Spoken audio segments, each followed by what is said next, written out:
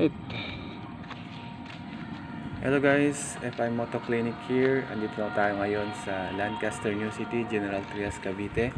And meron tayong ibubudol na remap ng stock issue yung Benelli TRK 502 2022 model.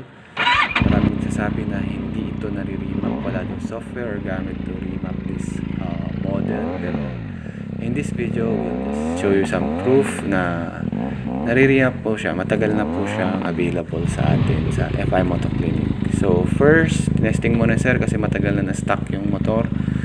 Testing nyo ulit kung yung before, yung settings niya before, and yung pakiramdam kasi hindi tayo magda-dyno ngayon.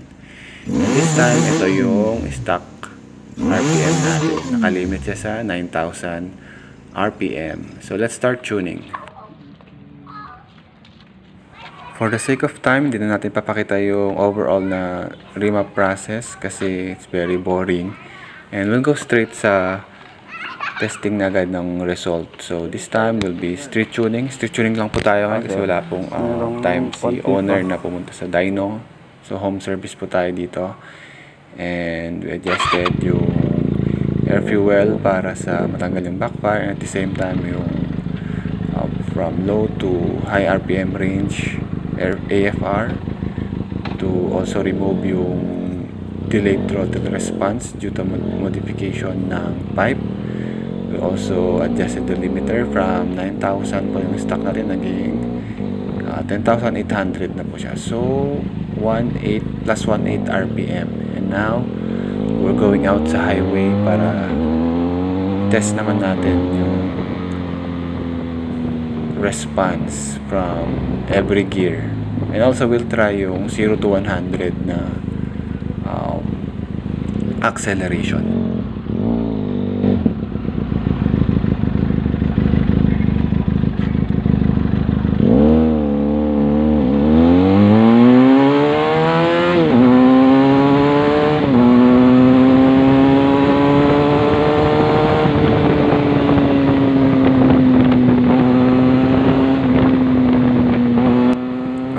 Testing yung overall performance, huwag kayo magtaka no kung bakit hanggang 100 lang or 120 lang tayo kasi po first of all it's a crowded place and at the same time hindi pa natin motor ito kaya we're just going through yung flow ng throttle.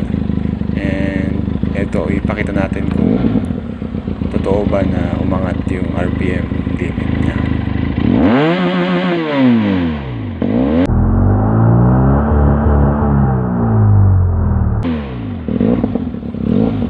Lastly, papatesting natin sa may-ari para tingnan natin kung may nagbago ba sa ating sa FI Moto Clinic.